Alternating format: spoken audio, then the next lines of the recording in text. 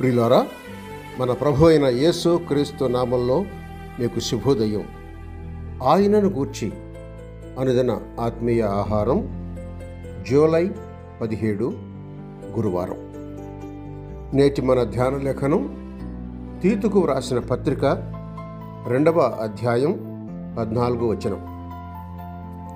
ఆయన సమస్తమైన దుర్నీతి నుండి మనలను విమోచించి సత్క్రియలందు ఆసక్తి గల ప్రజలను తన కోసరమై పవిత్రపరచుకొని తన సొత్తుగా చేసుకొనుటకు తన్ను తానే మన కొరకు అర్పించుకొనెను.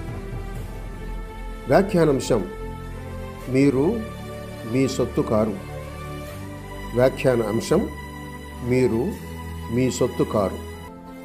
వ్యాఖ్యానం: 1. పూర్వము మన ఉండిన స్థితి ఏదనగా దుర్నీతిలో ఉంటిమి, పాపానికి దాసానుదాసులమై ఉంటిమి. 2. ఇప్పుడైతే విమోచించబడ్డామని తెలుస్తుంది.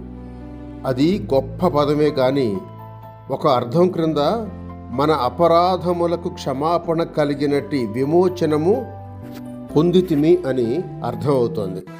ఎఫెసీ పత్రిక 1వ అధ్యాయం 7వ వచనం. దీంతో కూడా మరలా పాపానికి దాసులం కాకుండా పవిత్రపరచబడ్డాం. 3. దీని హేతువేంటి? సత్క్రియలు చేయుటకే రక్షించబడ్డాం. ఎఫెసీ 2:10.